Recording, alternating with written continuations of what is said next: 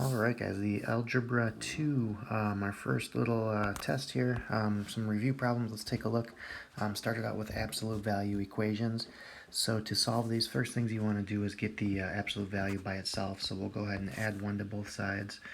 So the absolute value of r will equal 8. And now's the step where we want to split into two cases. Okay, and basically once the absolute value is by itself equaling a number, then you say, alright, either r could equal 8, or r could equal the opposite, which would be negative 8. And again, just to kind of realize why that is, picture if you were to plug in 8 right there, right? If you plugged in 8, when the absolute value of 8 would be 8. But also if r were negative 8, when you take the absolute value, it would also equal positive 8. So both of those solutions check. Okay, second problem, same kind of thing. Let's first add the 2. You always want to get rid of any operations on the outside of the absolute value bars. So the absolute value of x plus 7 now equals 3. And now we're ready to split this one into two cases. Okay, either x plus 7 will equal 3, or the expression x plus 7 could equal negative 3. And then all we need to do to solve those is subtract 7 from both sides. So one option here is x equals negative 4. Okay, we're subtracting 7 here. X could equal negative 10. Okay, and feel free, you can always check your answers, plug them back in, make sure that they satisfy the original problem. All right, now with the inequalities, okay, it's going to be a little bit different process. With these, since the absolute value is already by itself, we're ready to split into two cases. And with the greater than and less than problems, you just got to remember the less than problems, like number 3, are going to be an and problem. So it's going to be written, the first one is always just kind of ignore the absolute value bars. Okay, just rewrite it without. And then also, or and then same thing here, we're leaving the expression the same. We're just going to flip the inequality and then do the opposite of the right side there in this case. Okay, and when we solve each of those, we add 5 to both sides. X is less than or equal to 14, and adding 5 here, x would be greater than or equal to negative 4. Now here's the thing, it's an and, right? So we need both of these to be true. So let's show what each one would look like. So to be less than or equal to 14 would be from here and everything to the left. Okay, but we can't go on forever. We can't keep going because at the same time we have to be greater than or equal to negative 4. So that goes that way. So our final solution here then, okay, is going to be everything from negative 4 to negative 14, closed in circles. Any number in between will work. Okay, these arrows point inwards, so it's like it's an interval that starts at negative 4 and it ends at 14, and it includes both endpoints, so those do need to be colored in. All right, number 4 here. First thing I would want to do is multiply both sides by 2. Okay, we see that's considered being outside of the absolute value. So we'll times both sides by 2. Okay, and that'll give us the absolute value of 2m is greater than 2 now. And we're ready to split into two cases now because, again, the absolute value is by itself. So the first case, 2m is greater than 2. This is a great or problem, so it's an or problem. And we do the same thing. Keep the expression the same, flip the inequality, and then make the other side opposite. Okay, and to solve this one, we're going to divide by 2. So m could be greater than 1, or m could be less than negative 1. Okay, now notice I did not have to, on that final step there, I did not reverse the inequality because we didn't divide by a negative, right? We just divided by positive 2 there. But just remember, if you had divided by a negative number, you would flip the inequality back. Okay, so in this case, m is either greater than 1, so open circle at 1, going greater than, or any number less than negative 1. Okay, so open circles, because we don't have the equal sign under there, this is just strictly greater than or less than. All right, so now we get into some linear function review. So we need to sketch the graph of the line x minus 2y equals negative 8. Okay, so I don't really like the form that it's in, and it's definitely doable. This is called standard form. It's graphable. You could find the intercepts and whatnot, and I'm actually just going to go through a different method where we actually get it in slope-intercept form, because that just seems to work no matter what. So with slope-intercept form, we just want to get the y by itself, okay? And in this case, again, it might be easier just to do standard form if you're familiar with finding the zeros or intercepts, that's fine. But what I'm going to do, I want to get the y to be positive. So I'm actually going to add two y's to both sides and have x equals negative 8 plus 2y. Okay, and then again, I just want to solve for y. So we'll add 8 to both sides. X plus 8 equals 2y.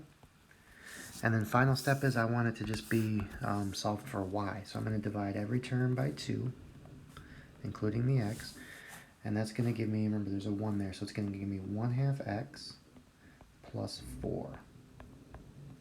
Okay, that's going to be our slope-intercept form. That's going to give us the best way, the quickest way, or the most common way. I guess it's not always the best, but to graph this thing. So we will plot our y-intercept first. So we have a y-intercept at 4, and the slope being 1/2 tells me to go up 1 over 2. Up 1 over 2. Okay, so it's going to look like that. If you want to continue it down and left, that would still work. That's still a positive slope. Okay, and that would be our line, something like this. There it is, pretty cool.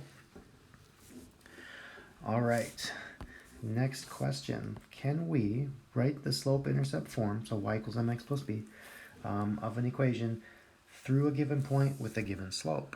Okay, so let's think about, again, y equals mx plus b is what we want. Okay, the slope is m, and then they're giving us an x and a y. When they give you coordinates, right, they're telling you an x and a y on the graph. So the only thing we don't know in this formula is the y-intercept. So when there's only one unknown thing, you can solve for it. Okay, so let's plug in everything that we do know. The y-coordinate's -1. The slope, m, is -2. The x-coordinate is -1. And then b is the thing we don't know. So if we want to solve that for b, let's simplify, right? -2 times -1 is 2. And we can solve for b by just subtracting 2 from both sides. Okay, so -3 is going to be our b value. And now we are ready to write the equation, because all we needed to know was the slope and the y-intercept. And now we know the slope and we know the y-intercept. So the equation of the line, y equals m, which was -2 times x, plus b, so plus -3 or just -3. Okay, remember when you're writing the equation, you don't plug anything in for y and x.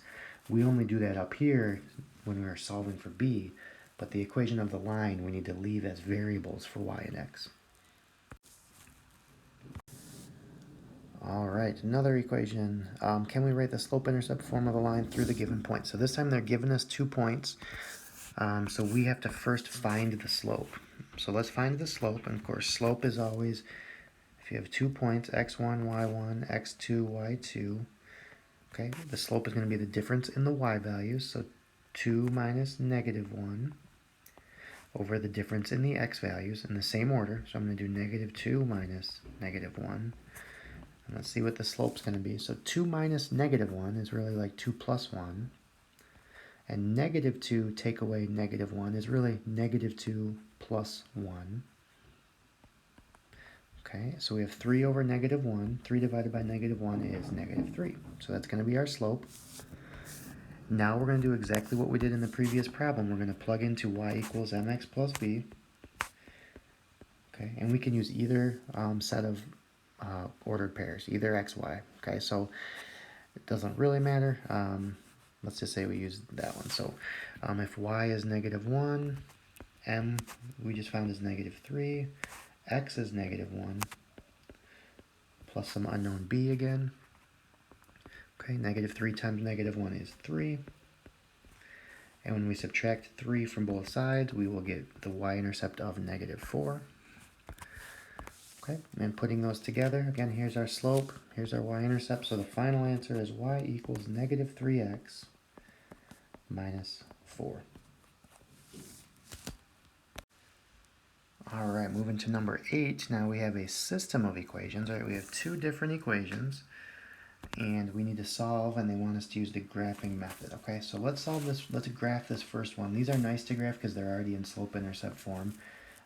If they weren't, I would probably use like substitution or elimination because it'd be probably easier. But let's see. So that first one, y equals 1/3 x minus 4. So again, y-intercept is -4, and the slope is up 1 over 3. Okay, so that one's going to go off the page over there. If we go down 1 over 3 the other way, just to get another point. Okay, so that line's doing something like that. Let's see what the other one does.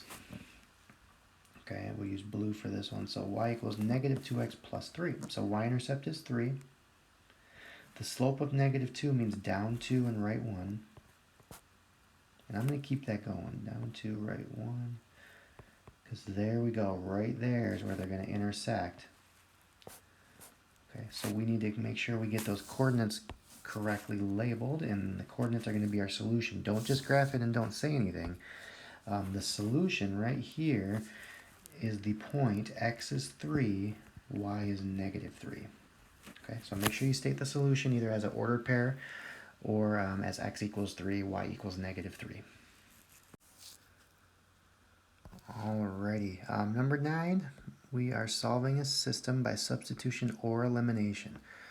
Okay, in this case, I'm going to use elimination just because of how it's lined up. Let me just say one thing. If you were going to do substitution, the easiest path would be to solve the second equation for x. Just add the 5y to both sides, and then you could do a little substitution. But since they're lined up, they're in standard form, right? You have the x, then the y, then the constant by itself. Elimination might work a little nicer. So what I'm noticing is that the top equation has a positive 3x. The bottom equation I could make to be -3x if I multiplied the entire thing by -3. Okay, so let's just rewrite these. Here's the first one. Haven't changed the first one at all. But multiplying equation 2 would give me -3x plus 15y equals -6. Okay, and what that does for us, that allows us to eliminate the x variable when we add these together, right? We're going to add straight down. So x is eliminated. We have 6y plus 15y, and we have 6 and -6. Okay, so when we divide both sides by 21, we get y equals 0. Okay, and now we can substitute that back in. So you still kind of do substitution even with elimination. This is called back substitution. Let's plug it back into equation 2. Okay, that was 2, that was 1. So equation 2 said x minus 5y equals 2. We know that y is 0. Okay, so x minus 0 equals 2. Right? I know that x equals 2. So there's our solution. X is 2, y is 0. All right, and then finally on to number 10 here, the 3-variable system. So I'm going to do it where we have a little more room. As you know, these take a little bit of space. So let's get it going. All right, so let's number these equations so that we can start looking for something to eliminate. Okay, and again, the goal here is to take this 3-variable system and turn it into a system with 2 variables first. So there's a lot of options. Let's just say I want to, and I'm just picking randomly, let's say I want to eliminate x in equations 1 and 2. Okay, so I'm not really picking totally randomly, but there's a lot of options. What I'm looking for is something easy to eliminate. I see equations 1 and 2, the x's will eliminate without having to do any multiplication. So -x minus y minus 3z equals -1. And equation 2 was positive x plus 6y minus 3z equals -21. So without having to multiply anything, the x's are going to eliminate as soon as I add these together. So the -x plus x eliminates. -y plus 6y is 5y. -3z minus 3z is -6z. And -1 minus 21 is -22. Okay, I'm going to title that equation 4. And I'm just going to put it away for a minute. I want to get another equation in a second that I can use with this new equation. All right, so now we're kind of forced into eliminating x again, okay, because we need a new equation to pair up with equation 4. So I needed to have only y's and z's. So let's eliminate x a different way. So how about if we use equations 1 and 3 this time? Okay, so equation 1, okay, was negative x minus y minus 3z equals negative 1. Oops, things are flying around the screen here. And equation 3 was 2x plus 6y minus 4z equals negative 26. So if I want to eliminate x again, I'm going to need to do a multiplication here. I'm just simply going to multiply this first equation times 2 to make it have negative 2x minus 2y minus 6z equals negative 2. Now, when I add equations 3 with the new equation 1, I add these two right here. The x's eliminate. 6y minus 2y is 4y. Negative 4z minus 6z is negative 10z. And the negative 26 and negative 2 is negative 28. Okay, I'm going to call this new equation equation 5. And I'm going to use it now. And I'm going to solve the system of the two new equations, 4 and 5. Okay, this one here and this one here, and that will let us find out what y and z are, and then we'll go back and get x at the end. Okay, so let's just rewrite them here. Equation 4 was 5y minus 6z equals negative 22. And then the brand new equation 5 down there was 4y minus 10z equals negative 28. Okay, and we need to do an elimination.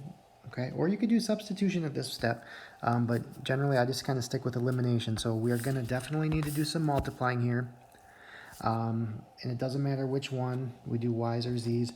I'm looking at the y's. Let's just say we want to make this, it's 5y right now. If I multiply by negative 4, it would become negative 20y. And if I multiply this equation by 5, it'll become positive 20y. So I kind of multiplied by the coefficient that the other equation had, and that should make everything become opposites, and they should be able to eliminate from each other. So let's do that, and let's see what we get. Okay, let's clear some space here. So multiplying the first equation, negative 4 times each of those would be negative 20y plus 24z. And the negative 22 times negative 4 would be positive 88. And then we'll multiply the second equation by 5 to get positive 20y minus 50z. And the 5 times negative 28 is negative 140. Okay, we can go ahead and add these together now. Okay, the y's eliminate. We have 24z minus 50z for negative 26z. The 88 minus 140 is negative 52. Okay, and when I divide that by negative 26, we will get z equals a positive 2. Okay, so that's good. We got z. Now we need to start doing our back substitutions here. Okay, we're going to do back substitutions. We got z. Let's go ahead and back substitute that into, how about equation, we can't go to the originals yet. Okay, we can't do those because those still have all 3 variables.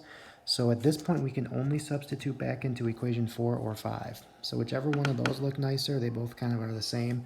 So let's just say we're going to sub that into equation 4, which said 5y minus 6 times z, but we know z now is 2, must equal negative 22. And we should be able to get y out of this, right? 5y minus 12 equals negative 22. We can add the 12 to both sides. Uh-oh, sorry about that. So 5y is going to equal, oops, I keep touching the screen. 5y is going to equal negative 10. Dividing by 5 will get us y equals negative 2. Okay, so we got x, we got z, we got y. Now we can finish it up by going back to the originals. Now that we know two variables, we can plug into the original equations, any of those, and get the third. So let's just plug them. I'm just going to plug into, I don't know, equation 2 has less negative pieces in there. So if I plug everything back now into equation 2, let's see what happens. So equation 2 said x plus 6y, x plus 6, we know y is negative 2, minus 3 times z, and z we know is 2, must equal negative 21. Okay, so let's solve that and see if we can get x. So doing some simplifying, 6, so plus 6 times negative 2 is minus 12, minus 3 times 2, which is 6. That needs to equal negative 21. Okay, combine the like terms. The minus 12 minus 6 more is minus 18.